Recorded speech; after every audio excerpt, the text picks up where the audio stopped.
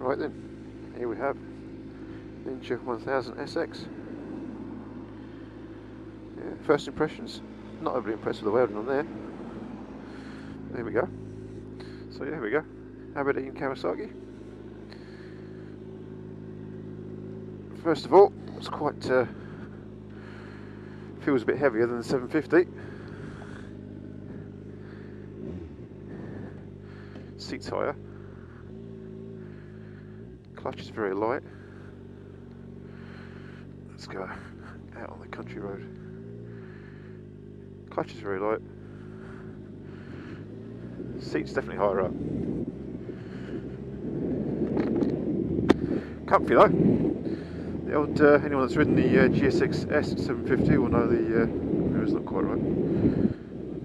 Will know that the seat on that isn't the most comfortable. At least it wasn't when I first got it, but it's actually a lot better now. So yeah, it feels quite nimble. Certainly a bit more up on its, seems to be a bit more up on its toes from the one I had. I had a 2014 model.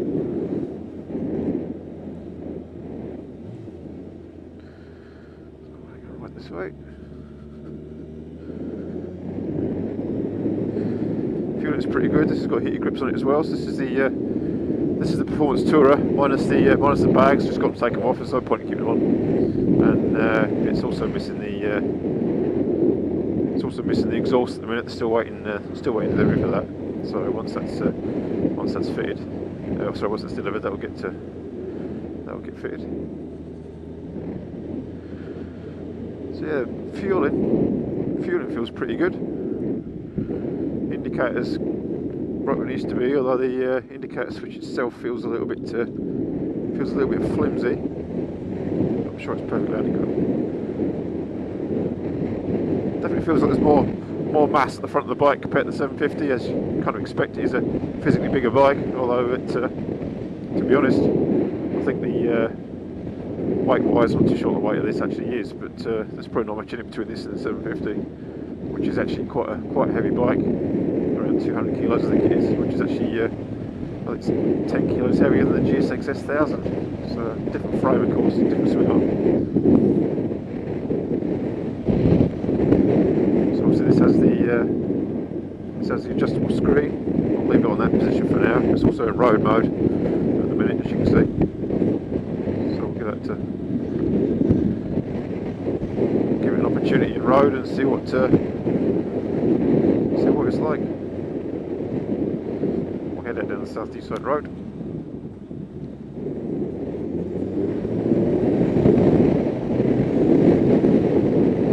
Plenty of poke, loads of torque.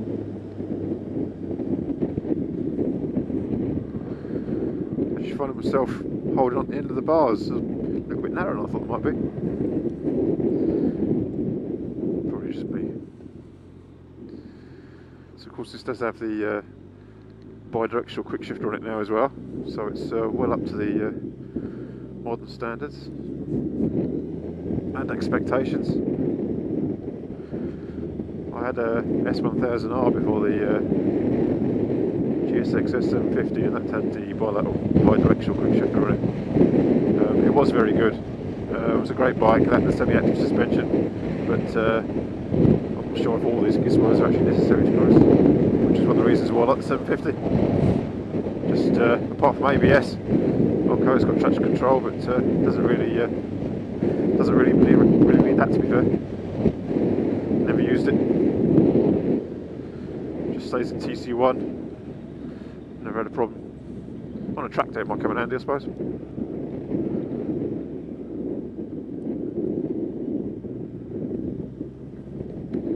Mirrors on this are quite wide. I'm not sure how good filtering would be on it. Front of the bike's got quite a girth to it, but it certainly feels pretty lively, pretty nimble. Feels quite an agile bike. I know they've changed the tyres on these, and I know the original one came on, I can't remember what tyres were, BT14s or something daft, but hopefully this will be better.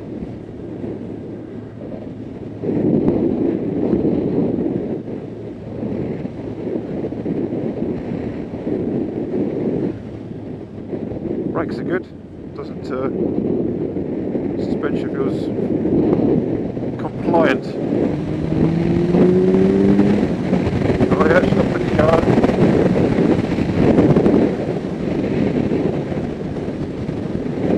Yeah, that's the difference to 750. You have to stir that a little bit to get it to go, but something to be said for having to work for your having to work for it. Depends what you want.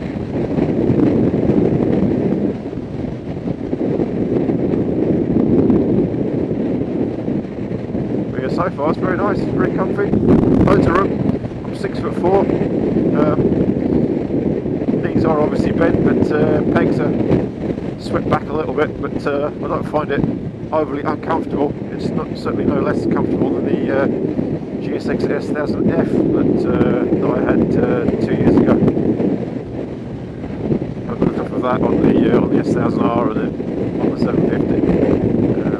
Yeah, like I said earlier, change my bikes more than change my socks. But it's time to start slowing down a little bit and try and find something that does everything. I thought I'd found that with 750 that was pretty comfy. It is pretty comfy, but I have to say this, just the weather protection on that is not the best.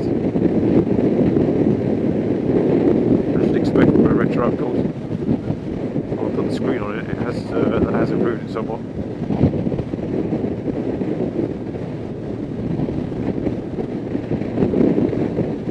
So of course it's got cruise control on it as well. It's got road, rain, and sport mode.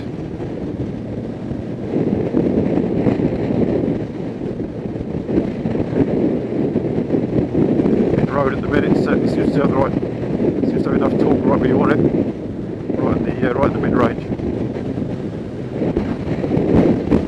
This screen is definitely wider than the wider stroke larger than the 2014 model I had. However, in the previous model to this 2017 model that my dad had, but I was a little bit biased at the time because I had my GSX S1000F, so that being an 18 model, I was more into that at the time, given the Suzuki glasses, which I generally tend to wear. Bit of a Suzuki fanboy, it has to be said. But I have to say, so far this is feeling pretty good. But of course, the thing is, you don't have to use a quick shift if you don't want to. So that's 6 gear roll on.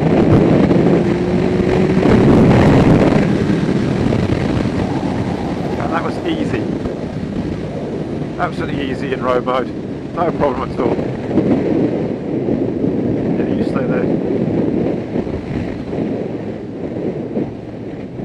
So gear shifts are pretty good. Quick shift is very light. Gearbox feels very smooth. Also very light. The action to the gear lever is very smooth, quite light.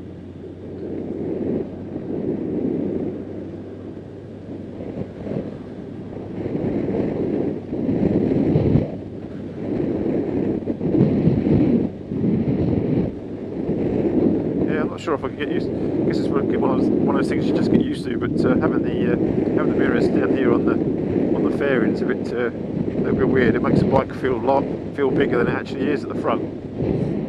Although they are actually, I think they're actually slightly. The mirrors are actually wider than the bars, so that's something to be aware of when you're having a filter. So I don't know how they should have actually. Now I said that, should have kept the boxes on it.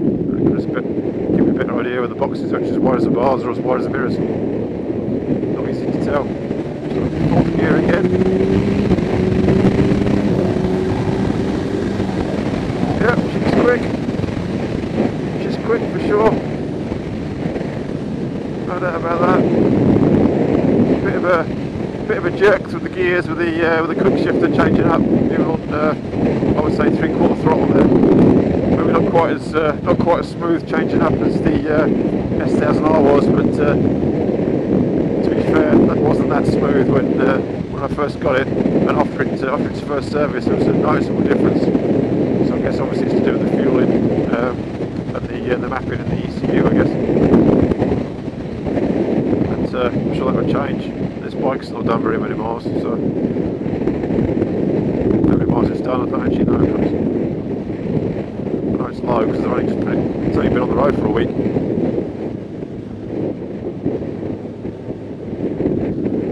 Looks like a menu here. 170 mile range. Battery voltage. Interesting. 170 miles. Oh, okay. A lead angle sensor as well. That's going to land you in trouble. Yeah, there you go. Odometer 138 miles. So it's not even running yet. So change modes. You press and hold the mode button either up or down, and it just moves. Supposed to move. Oh, there we go, sport. So I guess you have to either keep the throttle shut when you're going along, because that didn't seem to work. So let's keep the held down on the constant throttle. That's not actually moving. So yeah. So I think you have to either be stopped or you have to have a shut, you have to have a closed throttle to do it, which makes sense. Well, bikes do that, of course. So the Performance Tourer, this one's got the well, it's tinted screen, it's got the boxes on it, they're still waiting for the exhaust.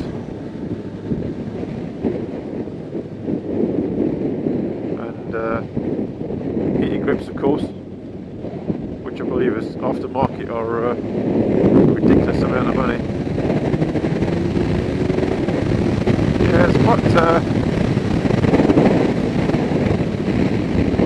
bit of hesitation when you change up to the box with the quick shifter.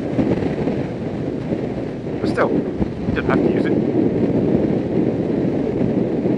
Nothing to say that you do.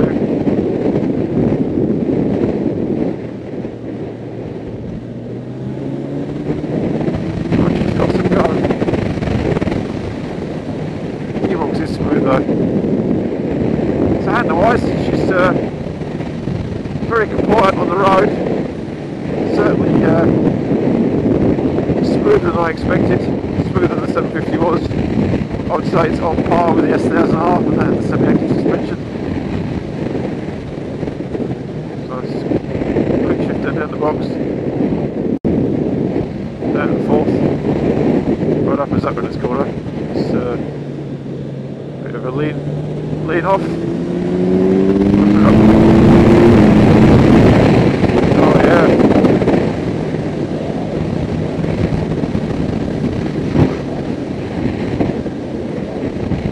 Yep, quite impressive.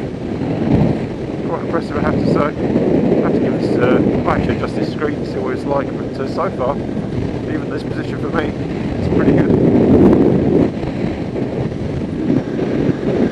Gorgeous day. Again, a bit cold though, although I'm not, with extra wind protection here, I'm not actually finding that it's too cold on my hands wearing summer gloves. 750 coming in, it's pretty cool. Albeit I know the temperature's picked up a little bit, but even so you can feel there's not much wind blast on your hands here, and there's certainly plenty of wind deflection there. That's the air here, so it's actually flying over my helmet, so you can just see how clear the speech comes out as well. We moved the microphone yesterday.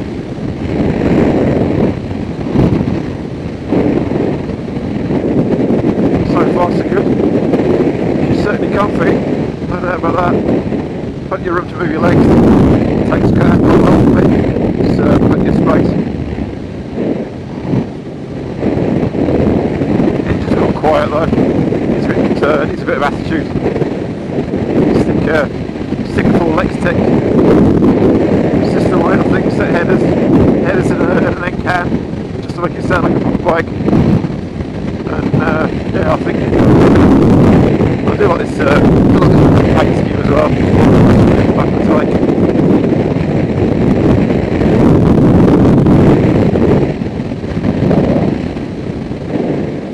Yes, cruise control. So you just press the on button and press cruise, and away you go.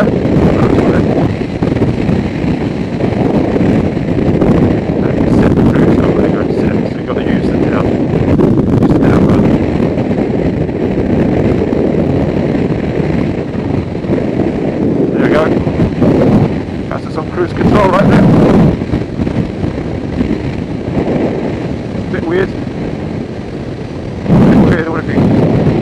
yeah, if you just shut the throttle a little bit, that cancels it. When you pull the clutch or press the brakes, that cancels straight off.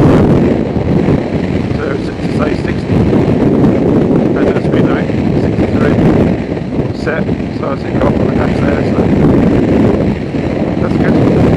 And obviously the speed performance too, it's got the sat-nav mount there as well.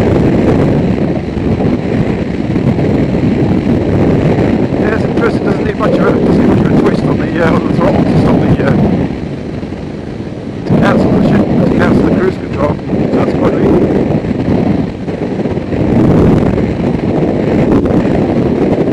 So far so good. It's very nice. Sportier. Feels sportier than the previous one on the high road. So it was, as comparisons, you could compare it to VFR 800, but of course that's old school now. You can compare it to VFR 1200, it's more of a hyper sport tourer, but again, substantially heavier than this. Having ridden a VFR, having had a VFR 1200 for a year back in 2015, yeah, I would pick this. Certainly lighter, more agile.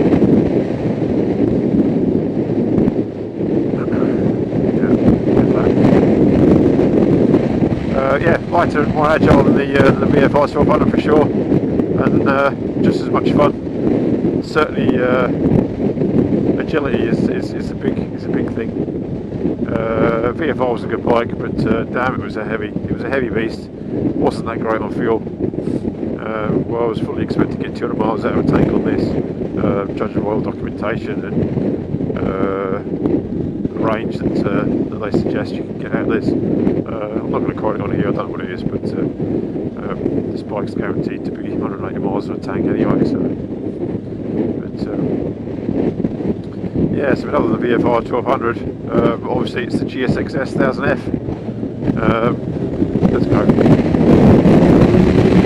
So that's fifth gear roll on that is. That's pretty impressive.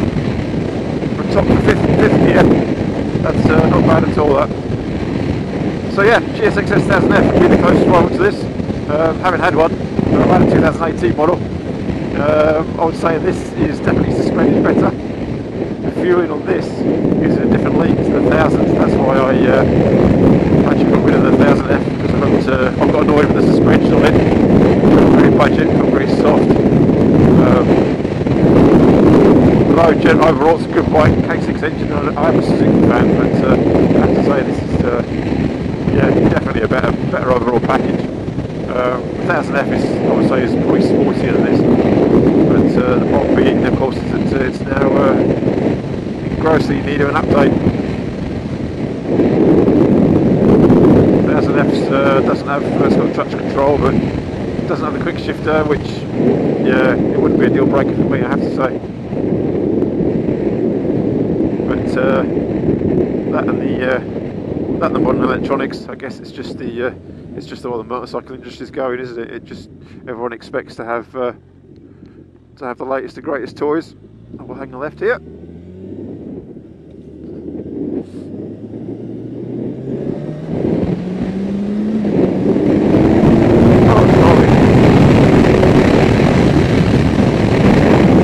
Yep, that's quick.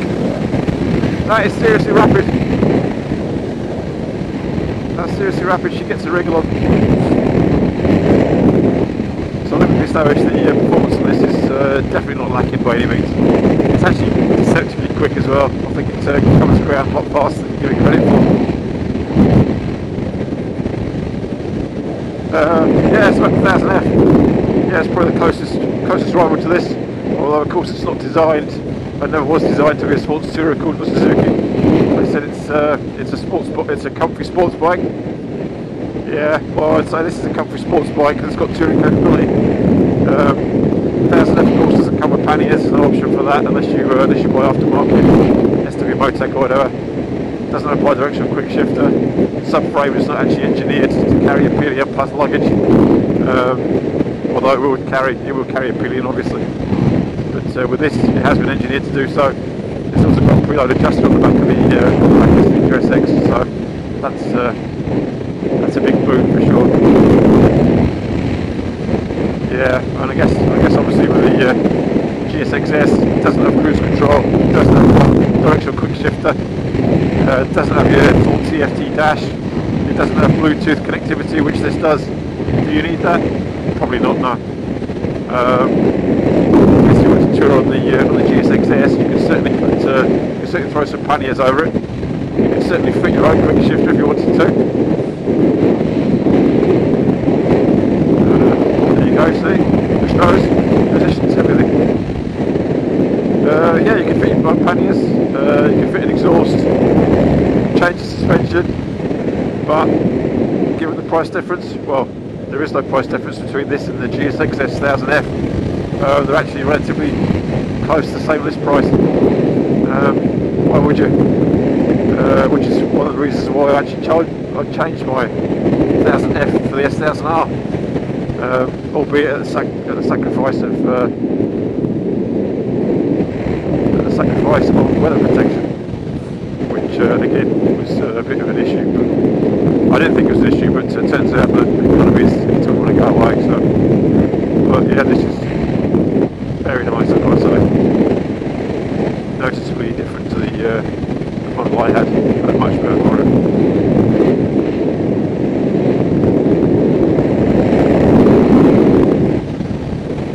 Searching for something that ticks all the boxes over the years, and never really gelled with the model that my dad had of this because it just felt a bit soft. But I've got to say, what they've done to this has made a massive difference.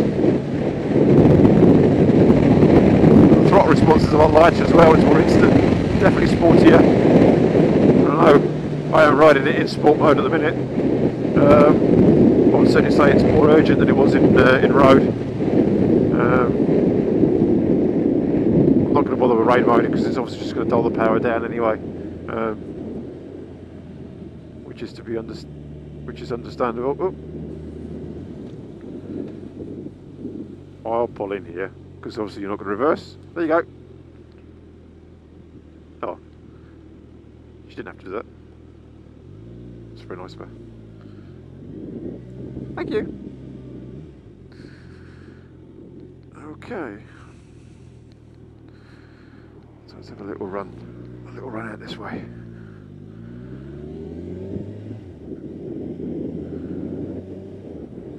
So low speed balance is really good as well. It's yeah, once it's on the move, it doesn't feel its weight at all. Not that it actually feels, generally speaking, a heavy bike, but I know when I picked it off the side stand, I thought, oh, noticeably felt noticeably heavier than the 750. But I'll have to check the specs on what the actual physical weights of them are by comparison.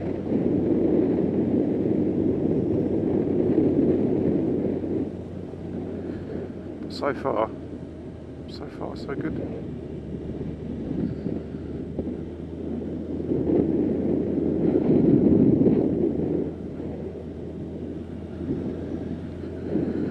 So this is Bankery, sunny Bankery. Going through Aberdeen this morning, I can't believe how quiet it was with all this coronavirus stuff going on. Maybe everyone's self-isolated. Although I haven't said that. It's a massive queue here. We'll head off left.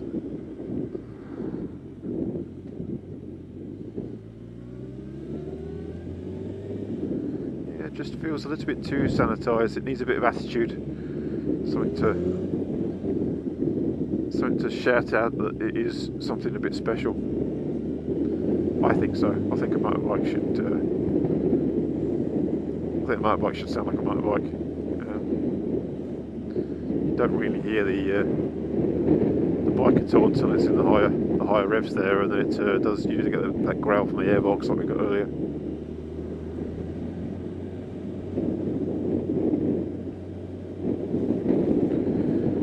Say, really quite impressed.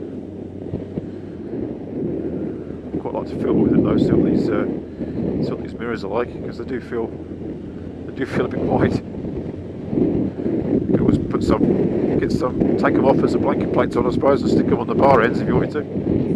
But I think given the seating position, I don't think it really lends itself to that. You should be looking down all the time. Whereas at least there, they'd actually you just flick your eyes down to them. It's not an issue. So yeah, like I said earlier, this has got Bluetooth on it, so I think it can show you all your messages and stuff on the screen. It's also got the ability, I think, with the rideability app or whatever app it is, I can't remember what it's called. That it shows you all your you can track your progress and stuff on your phone and all that. There'll be other info on it, I'm sure, but to be honest, it's not the sort of thing I'd probably use. I'm sure some folks might, if you're into all that.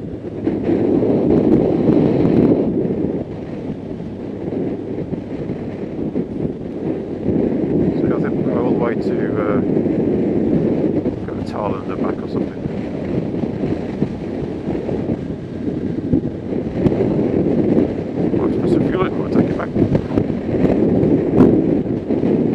They weren't kind enough to put some fuel in it before I took it out, which makes a change. Normally take these demo bikes out, there's no fuel in it.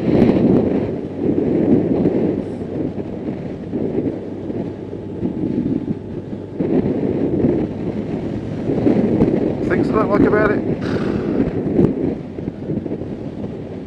hard to tell at the minute, to be honest. I'm not going to bash on about the mirrors. It's more of what you get used to than anything else. I think just the fact that on the fairing, but so far so good. You can't adjust the screen, go on the move, which it wouldn't be a deal breaker for me, but certainly it'd be nice to be able to adjust the screen while you're going along to save having to stop to adjust it and then go again.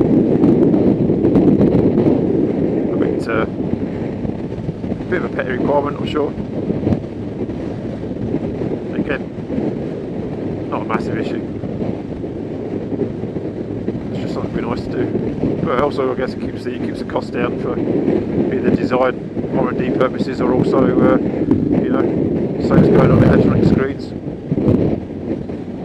Well, that was the old Suzuki, wasn't it? The Suzuki had the Suzuki power screen on the old GSX-S.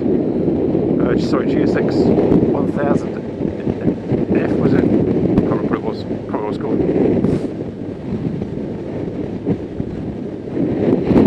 I know they used to have they had an electronic adjustable screen on it. Suzuki power screen it was called. Yeah, in fact, I'm sure it was one of the first GSX-S's. Anyway, getting a big tongue tied trying to say all that. And rack my brains and try to remember it all at the same time. No missing him coming. Guess we're in Dayglow. Yeah, it's to back up the fact he's riding a black bike. But this is very smooth, I've got to say. There's no jerkiness in the throttle whatsoever.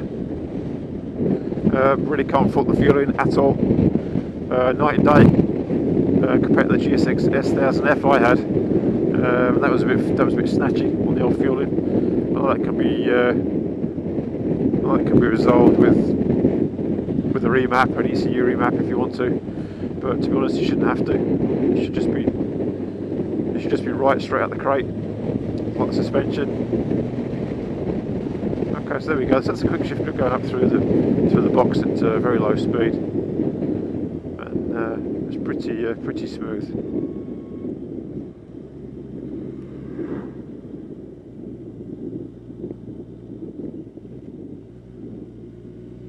Second gear, rotating cyclists, second gear, third, bit jerky, third, fourth, fifth, sixth. Yep, she goes well, and yeah, it just doesn't sound like a motorbike. That's the only thing it's missing. I'm probably finding criticism, to be honest. It's quite sedate. Compared to the 750, the 750 is a bit angrier, but there's no denying this is certainly more comfortable. Weather protection is obviously better because it's actually got some suspension wise, yeah, it's smoother on the road than the 750. 750 feels quite firm, I guess compared to the 1000F as well. Certainly the suspension is more pliant or compliant on the road, depending on how you want to phrase it.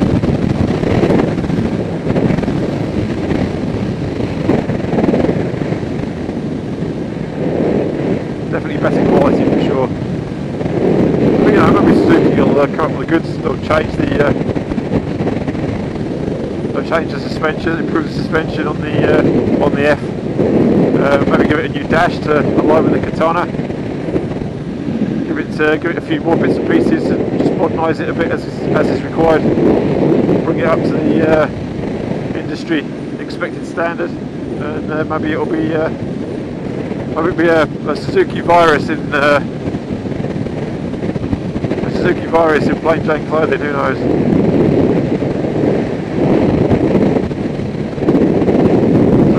Backside's just getting a little bit done now. I'm not too sure why that would be. It's not done that many miles. Only done 40 miles, if that.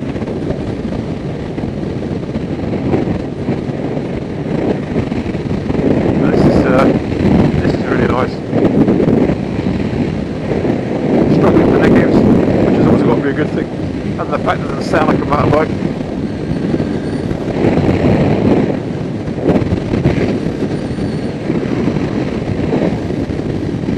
So yeah, not much to say about that. I guess I'll take it back to the dealership and see what they've got to say. I can't imagine the 750 is going to be worth much as a trade-in, but it's certainly on the cards. It's certainly a major consideration. This is really good. Of course, I'm trying to get a grip so that's what I'm flashing. Yeah, there we go. Got the heat grips on, although I'm not entirely sure what level they're on. They're flashing amber. Maybe they're not fitting properly. Doesn't seem to be working very well. Oh, there we go, they're on green now. So green must be low. So I've just lifted them again. They're still flashing amber.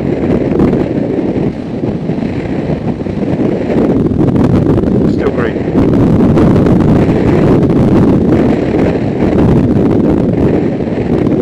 Okay, I think I need a bit of research. Not too sure what we're supposed to do with that. Oh, it's on amber now. There we go. Oh no, it's on green. Okay, that's weird. Bit of a strange setup. Not too sure what the deal is with that, so we'll find out. I'll find out, but yeah, the grips are quite, for being heated grips, they're actually quite thin. I'll get a bit warmer now though. Yeah, that's quite nice. It's just a little bit cooler now. We've dropped down here into in the shadow of the trees.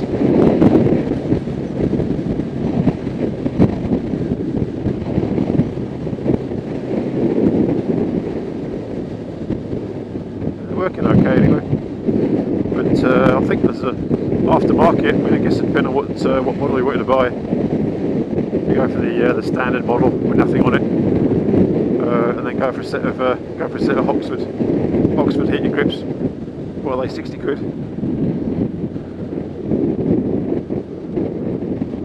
Down the quick shifter again, back down to 30. Yeah, very smooth. It could have been because the gearbox was maybe a bit cold as well. It's a little bit jerky. I'll find something in a bit to turn around. Once I want to turn around, maybe swing in and have a quick eyeball. In fact, no, just go and look.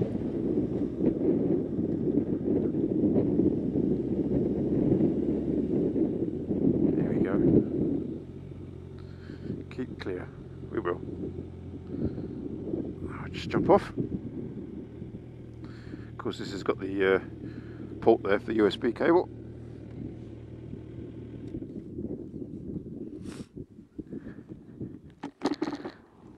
So there we go. 2020 Ninja 1000 SX. Also comes with the crash bars. So like I pointed out earlier, I'm not really bothered about the welding on. That's not the best. It's a bit looks a bit rough, but hey. So it's quite she's quite wide. Quite wide. It'd be good to find some traffic and filter through. They are yeah, a little bit wider than the bars, not an awful lot. People be thinking I'll be thinking I'm obsessed with the mirrors. Maybe I'm just conscious of talking about it. So yeah, preload adjuster, hugger, all as standard. Also comes with the seat cowl, which I think looks quite good. And I do really like this this white and black. I think it's absolutely lovely, and it is actually a metallic. It is actually metallic white. That would be the colour I would have, I think. Although I do also believe that Kawasaki should also always be in green. But, I actually really quite like that. And selfishly, it goes with my leathers, albeit I'm wearing textiles today. But yeah, it's not bad. I quite like the indicators are nice and flashing with the fairing. Brakes are really good. You can get all the specs online, but yeah, they're certainly sharp enough. No problems with them at all. Brakes front and rear. They stop the bike. Does well. And of course, it's all LEDs as well. LED indicators. Hit your grips.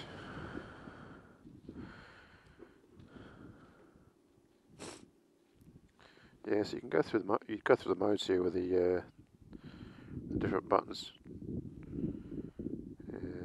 Yeah, and I can't remember how he got into the. I don't remember how he got into the main settings. Oh, you can change the backgrounds. Black on white, white on black. I think that might just be the fact they're in the menu. No, that's it. Yeah, lane angle sensor. There you go. So that's it. What's on the side stand? I can see that becoming a bit of an issue if you keep chasing that. I think the app records that as well. So, but yes. Anyway, there we go. 2020 Ninja 1000 SX. Pretty good. Pretty good. Never really did understand why Kawasaki went for this adjuster on the rear here, as opposed to a conventional adjuster like Suzuki use or whatever.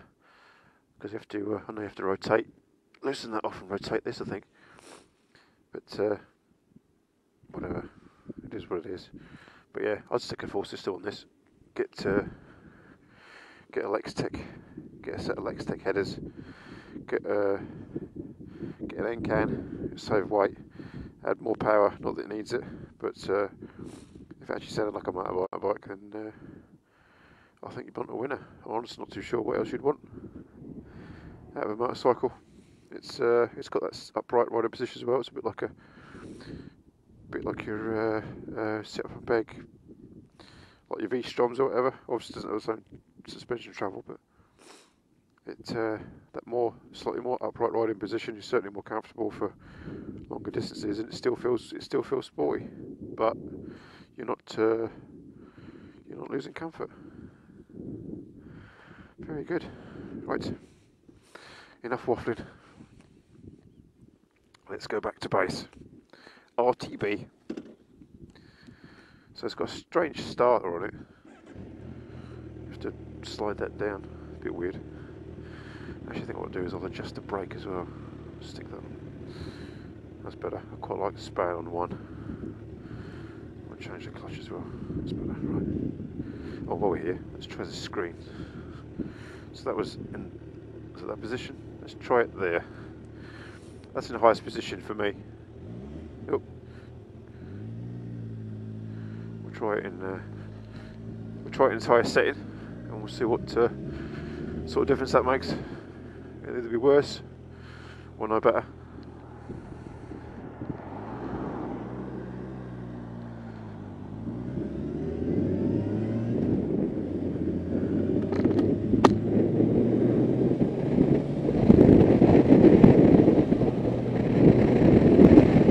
Yeah, that quick shifter is very smooth. I think it could have just been rider error, or it could have been the fact the gearbox is just a bit cold. So, plus about the bike ECU. I mean, I don't know what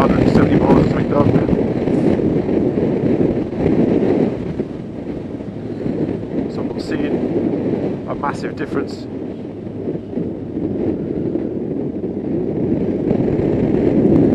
Not seeing a massive difference in protection from the screen being further up. Yeah, that's actually more wind on my neck area, so that's not affecting the microphone too much. Slow it down a little bit. Slow it down a bit.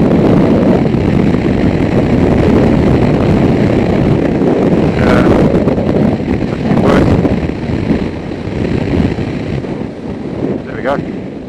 Oh, perfect. I think that's actually back to where it was before. Just now right on the that's kind of right at the top of the highway now. I think next setting up will be just about perfect. Be a bit naughty. Do that. There we go. Should really do that when we go along. Not ideal. That's better.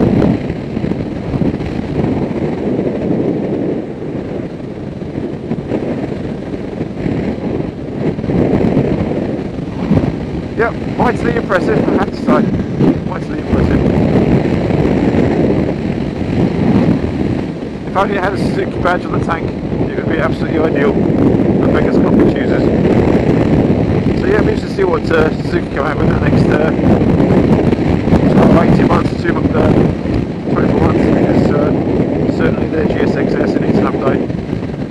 As good as that engine is, and the K6 GSXR, having had a GSXR 1000 K6 as well, you know, but I've got to say this is pretty good. It's pretty good. It's very smooth. It is comfortable. I think I'd have to ride it longer, I think, to ascertain whether the seat was comfy enough for go long distances. But again, we knew it what the 750 was for that when I first got that. It just needs some pop miles on it just to soften it up a little bit.